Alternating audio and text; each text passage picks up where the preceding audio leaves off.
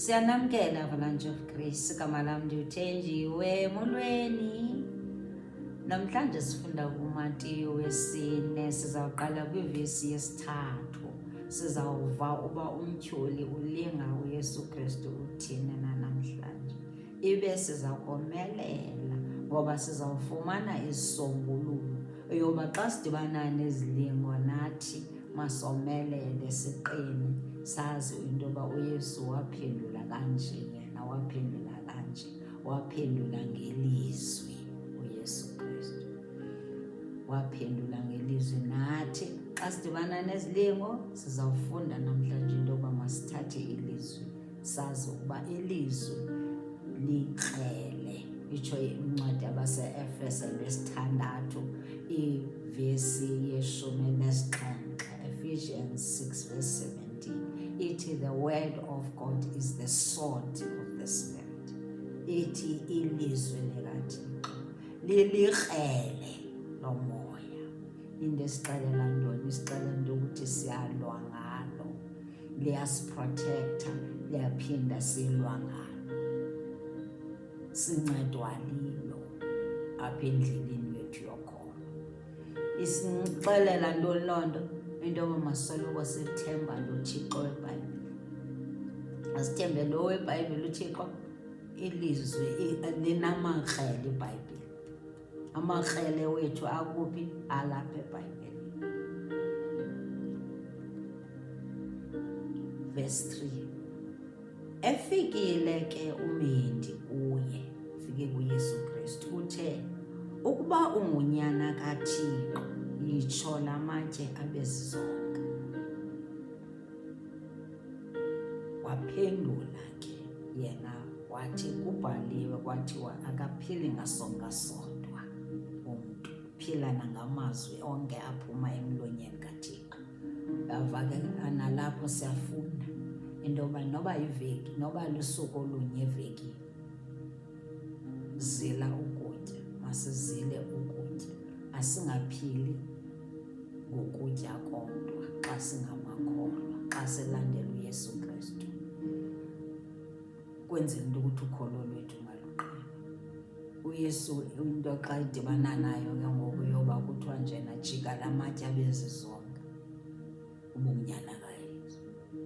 Wayefaka phaya kulaa ngqondo kaYesu engazazi ukuthi njena uthetha la mazwi wathetha kubani, wathetha kwingadlangadla eso, angahloniphi inyama yesixeko sakwaYuda.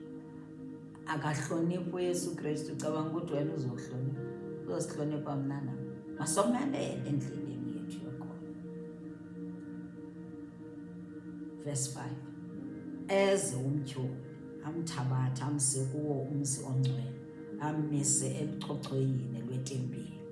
Athi ke kuye, verse 6, ukuba ungunyana kaThixo ziphose phantsi, kuba kubhaliwe kwathiwa uza kuzibuyisela umthetho ngawe izithunywa zakhe zasemazulwini, zikufukule ngezandla, hleze ubethe ke ngonyawo lwakho etyeni. Yabona into ukuthi nje uyamlinga uba makaziphose phantsi. Izithunywa zawuthunyelwa kazokufa, uzodibana nazo izilingo, nawe uzawudibana nazo. Zaqina, funa ziqine. Esi sifundo funa sisiqinise namhlanje. Verse 7. Wathi uYesu kuye, kubhaliwe kanjalo. Umphendula ngezibhalo, athi kubhaliwe, uze ungayendayendi inkosi uThixo wakho. Atsho njalo, athi kubhaliwe, sungameyendayendi uThixo wakho. 8. Akamyeki, ubuya umtyholi amthabathe amse entabeni ephakame kakhulu, ambonise zonke izikumkani zehlabathi nozuko lwazo. Verse 9. Athi kuye, zonke ezi zinto ndokunika ukuba uthe wawa phantsi waqubutha kuwo. Eyona nto ayifunayo umtyholi phakathi kwam, ungambonisi ilwisa kaka, ufuna siqubuthe yena, siqubuthe kuye, siguqe ngamadolo, siqubuthe kumtyholi thina. Yiyo loo nto ke namhlanje ndithi nje sizawukomelela Asuzuqubuda nje nakomphi uThixo kwi-end times. Funeka umazi uThixo ozawuqubuda kuyo, uYesu unyana kaDavid, the God of Abraham. Ake sithembe kuyo, sithembe yena kuphela kwi-end times. Ungahambi nje uqanjiwe.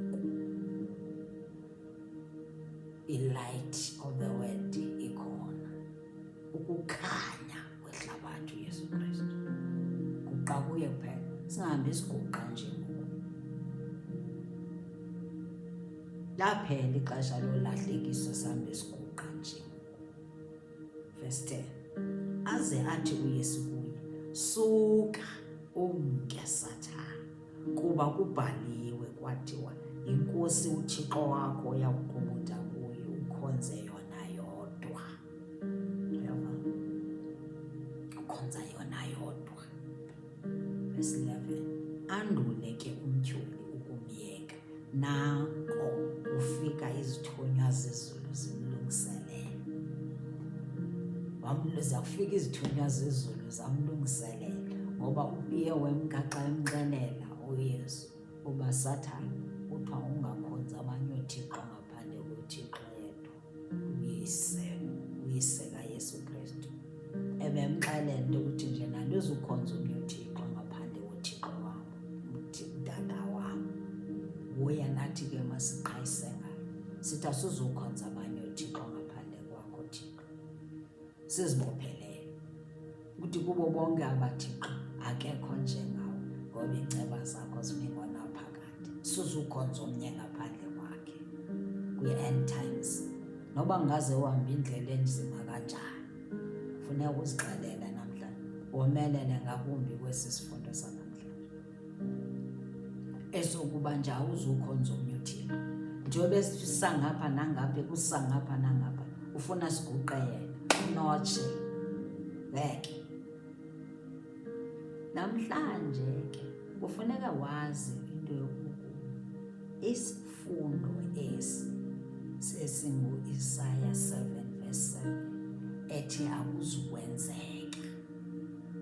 Ungavumelani nemeko yakho, unalo ikrele eBhayibhileni. Isaya 7:7 likrele uma ulisebenzise xa ujongana neemeko ezinzima. Uthi akuzugqibela wena mtyholi, ofuna yenzeke empilweni yam ayizukwenzeka. It will not happen, it will not take place. Ayizukwenzeka, ayizukwenzeka, ayizubakho loo nto nayiphi na. Noba uyafunda usesikolweni, iincwadi ezi zinzima, ngenye ixesha uyafeyila, phakamise u-Isaya 7:7 uthi nje akuzukwenzeka. It will not happen ntoba ndifeyile. It will not happen yosoloko mna ndigula ngalo lonke ixesha. It will not take place. Sisikhali sakho eso. Hamba kwendlela enzima, thathela lizwi lakrele, uthi akuzukwenzeka, akuzugqibela omnye umtyholi, andizukhonza omnye uThixo ngaphandle kwakho Thixo. Ndilwele kwindlela yam yokuba. U-Isaya 8:10 naye uyatsho, uthi thetha ilizwi ayizukuma. Nayiphi na umtyholi ayithethayo kuwo, nasiphini isigulo azenaso kuwo, thetha ilizwi ayizukuma, ngoba uyawava ngecala lakho, uThixo ngecala lakho. Udlula kwimbandezelo, kwiinxwaleko, kwii-afflictions, infirmities, uthi akuzukwenzeka. Thetha ilizwi, uthi akuzukwenzeka, ndizawuphila mna. Thetha ilizwi ayizukuma. Uthi uJehova ungecala lam, ungecala lam akuzukwenzeka. Noba uzixelela into yokuthi njena ndizawufa, akuzukwenzeka. Nayiphi na ayizukwenzeka. Uyehova ungecala lam, ingecala lam Enkosi. Akukho enye into ezakwenzeka ngaphandle kwezifunwa lizulu. In agreement, ndivumelana noYesu, ndivumelana nelizwi lecawa, ndivumelana nelizwi leBhayibhile. Akuzukwenzeka. ungathembeli uyayova ngalo lonke ixesha. Usithathe ezisahluko entwenikazi these scriptures uzithathe uzibhale phansi ukwenzela ukuthi nje xa udibana noma usemsebenzini udibana nezilingo eziningi uthi ungayithathi ukuthi nje hayi lena izaniphilisela ngomsebenzi uthi izokwenzeka loo nto ndizophelelwa ngumsebenzi uthi it will not happen, it will not take place. Isaiah 7:7 uthi it will not happen.